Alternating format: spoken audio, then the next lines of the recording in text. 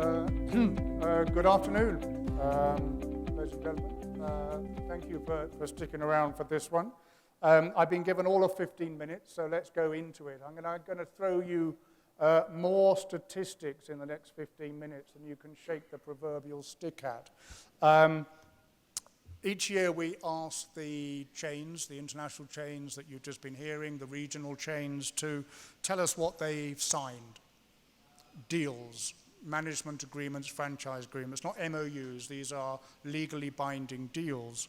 Of course, as we know, the chains, the brands, they're not the investors, but of course on the other side of the table, on each of those deals, there is an investor, a promoter, or a developer. 43 chains contributed this year. We managed to get a couple more every single year with 100 plus brands. Some of you will recognize this slide. We've got a total pipeline. That's the total number of deals signed in 54 countries of Africa by the chains, by the international chains and regional chains. And what this slide says is where they are in sub-Saharan, how many in sub-Saharan Africa and in North Africa. By the way, I have to go quite quickly. If you want the slides, if you want the report, let me know afterwards, send me an email. 401 hotel deals have been signed, not just last year, have been signed. 75,000 rooms in 39 countries. Signed since January last year, which is when we collect in January each year. 100 deals have been signed since the beginning of last year with 19,000 rooms. That's up on 2017 when there are only 94 deals signed. You'll see there that, oh, I was expecting a red dot. Oh, nice. But it's slow. Oh, there you go. You'll see that that figure there, can you see that over there? That one there is slightly down on last year. North Africa is slightly up. Sub-Saharan Africa is down by 3.8% on last year. North Africa is up 2.3%. What's going on when you've got all these signings? Well, it seems to be a matter of some coincidence that many of the chains, big ones, little ones, middle ones, they actually cleaned their pipelines. And they said at the beginning of this year, there's no point in keeping some of these deals on the data that we have internally and on the data that we give Trevor each year. And they cleaned out no fewer than 74 hotels with 12,000 rooms are no longer recorded by the chains as being future deals that are going to happen. They have decided they're not going to happen, okay? Of those, only 13 of those 74 hotels were in North Africa. The majority of that cleaning happened in sub-Saharan Africa. I did not do that. Thank you. Or maybe there we go. That's why sub-Saharan Africa is down 3.8%, which means that some of this reporting here was over-optimistic, okay? But if you look at the graph as a whole, sub-Saharan Africa since 2015, and I swear I didn't make this fuzzy, actually, it's clear as a bell, but if you think it's fuzzy, it's because of last night. 2015, the increase since 2015 is 47% in sub-Saharan Africa and 58% in North Africa. Where is it happening?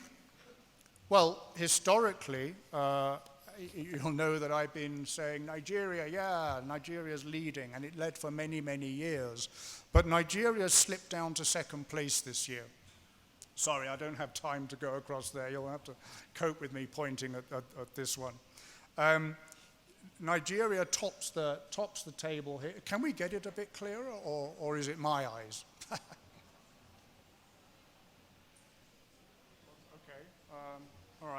work with me on this, that Egypt now tops the table with 15,000 rooms. Look at Nigeria, number 2, 8,000. So it's not far off double in Egypt. What's going on there? Well, first of all, the deals are much bigger.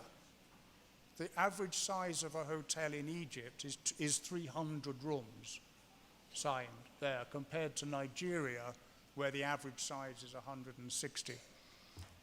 In Egypt, a stunning 4,500 rooms were signed last year in Egypt alone.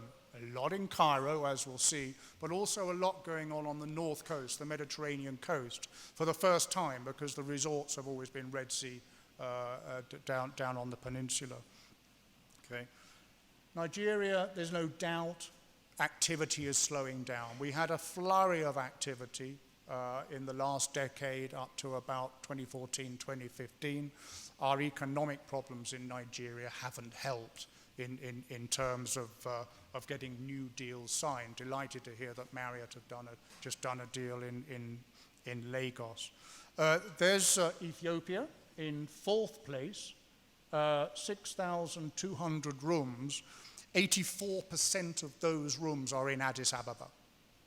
So not a lot happening yet in other cities outside of the capital. Just sorry, on Nigeria, just going back, there were 11 deals were cleaned from the pipeline. Had they not been cleaned from the pipeline, we would have been something like 10,000 rooms, but they're unrealistic to keep them on anymore. I mentioned the size of hotels in Egypt. Have a look also down here. Algeria has big ones, and Cape Verde.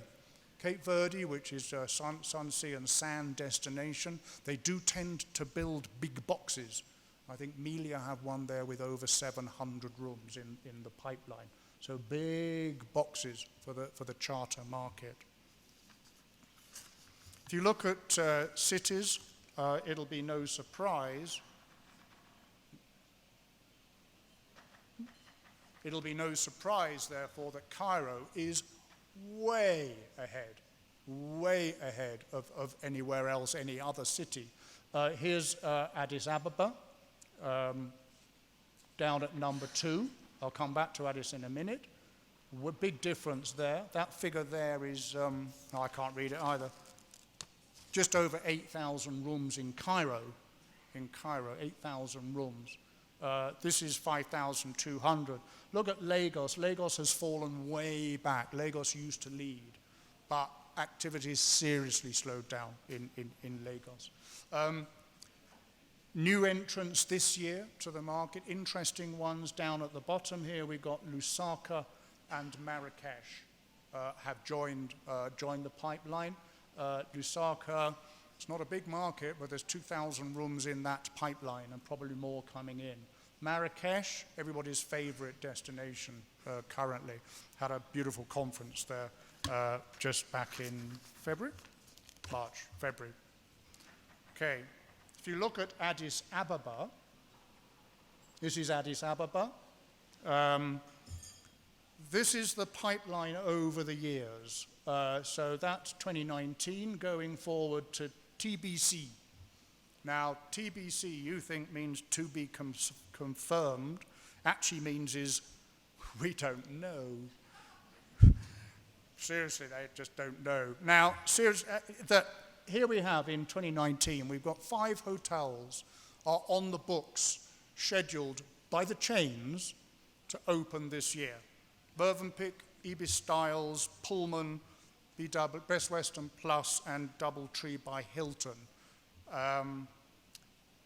All are under construction, but go and have a look at the Pullman next to the Radisson. It's not exactly a hive of activity. 3 of those, Mövenpick, Ibis, and Pullman, are Accor brand. And Accor have 3 more hotels coming allegedly next year. Okay, here. Plus Holiday Inn, Radisson Blu, Park Inn, and others. The total Matt mentioned, 27 hotels with 5,200 rooms are scheduled, are deals signed in Addis Ababa. It's a lot, isn't it?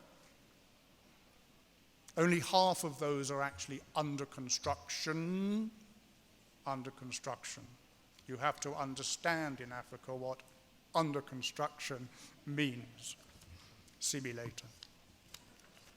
Okay, here's an interesting one. Well, I think it's interesting. Getting harder to read. This is the brands. So when I say Hilton here, I mean the Hilton brand. When I say Marriott, I mean the Marriott brand. I'll come to companies later. So Hilton, as a brand, have the most rooms in deals signed in Africa. Remember, we're talking 54 countries, not Indian Ocean, North Africa, and that big bit in the middle. Hilton, in their pipeline, this is, of course, data from when we collected it earlier in the year. It doesn't include yesterday's signing. Hilton have 6,500 rooms there. Radisson Blu, 5,500, but to give Radisson Blu a number one slot, because they do like that, they've actually got one more hotel than Hilton. But if you have a look at it, if you have a look at those blue bars, their hotels are smaller than Hilton hotels. The average size of a Radisson Blu is smaller than the average size of a Hilton. Make that what? Make that obvious. Here's interesting. Look at these big blue ones here. Fairmont and Swissôtel, two Accor brands acquired through acquisition. Big hotels. Good Lord. That's 387 average size of a Fairmont hotel deal signed in Africa, and that's 490 for a Swissôtel. Well, that's not surprising it's so big, because one of those four hotels is over 700 rooms. For Africa, that's a big hotel. Hilton have three brands in there, Hilton, Hilton Garden Inn, and Doubletree by Hilton, as do Accor. All three brands from Accor are in there, are Fairmont, Swissôtel, and Mövenpick, all brands that they've actually acquired, and they have nice big boxes. If you look at the chains, so this is the companies. These are the companies that need shareholders to satisfy their shareholders. Still, you have number one at the top. Not surprising. It's the biggest hotel company in the world by far, and they have the biggest pipeline by far. 16,900 rooms in their pipeline in, sorry, I forget how many brands they are using here, but maybe 16 brands out of their 30 total, and 81 hotels. Second is Accor, 13,543 rooms in their pipeline. But interestingly, Marriott's pipeline is smaller by 4.5% than last year. Why is that? Cleaning. They cleaned a lot from their pipeline. Oopla. There you go. Accor perhaps have a cleaner pipeline. And they signed, of course, with Fairmont's and Swissôtel's big hotels. Their pipeline was up 35% on last year. So Accor are motoring. I'm not saying that Marriott are not, but Marriott had to clean out their pipeline. A lot of the Starwood deals were cleaned from the Marriott pipeline. Accor signed 3,400 rooms last year, and in fact, Marriott signed slightly more, 3,600 rooms. So they were ahead, but well, I've said it.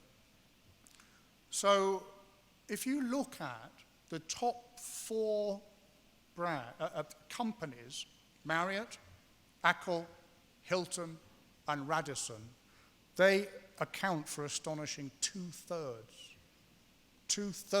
of the total pipeline is by four companies. 240 rooms, 50,000, 51,000 rooms, 2/3 of the pipeline.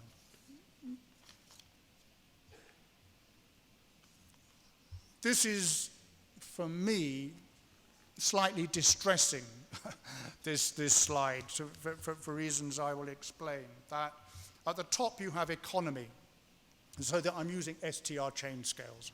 So at the top you have economy with 0.8% of the pipeline.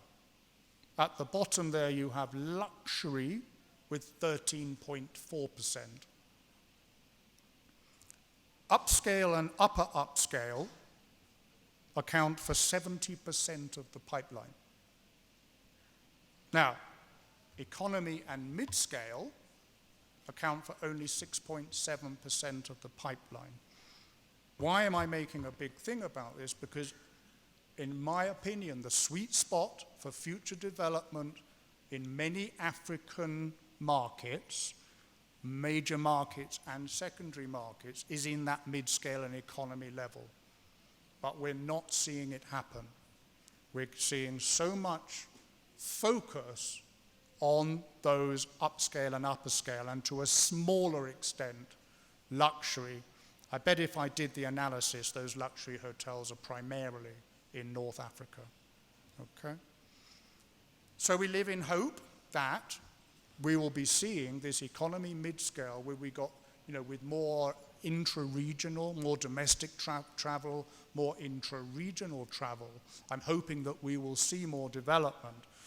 Why is it not happening? Cost of land, title for land can be very difficult.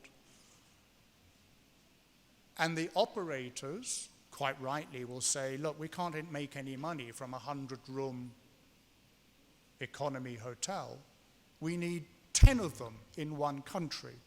Finding an investor who will do that and who can do that, money, land, title, is very, very difficult. And I would struggle to find anywhere out of South Africa, in sub-Saharan Africa, where there has been such a rollout of that scale that meets the chains, the investors, and the lenders' requirement. But we live in hope.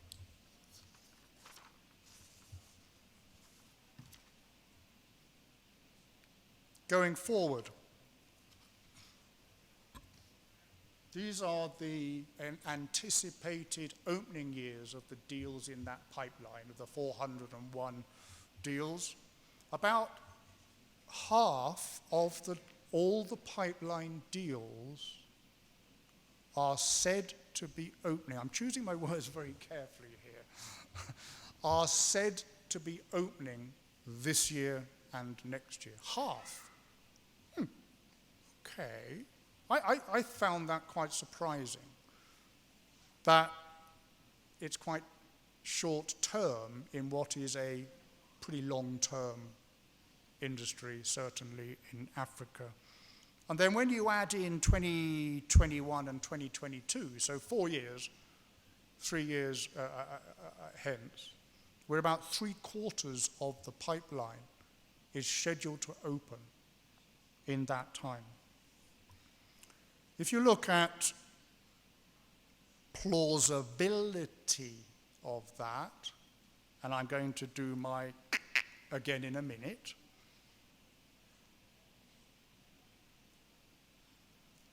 happily, all the hotels due to open in 2019 are under construction. Because if they weren't, it would be a fairy tale. Of the hotels due to open in 2020, only 75% are actually.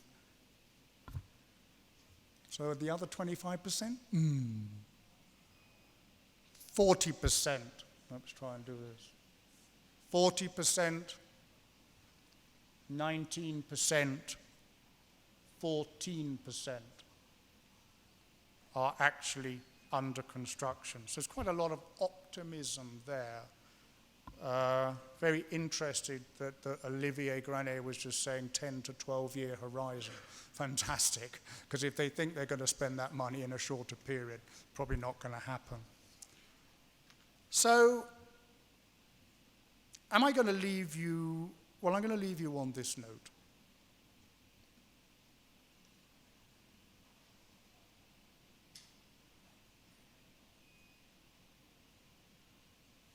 It's got a bit clearer, thank goodness for that.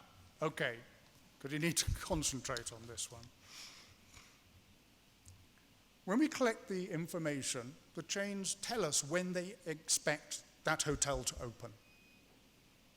And we then look back and we say, well, did it?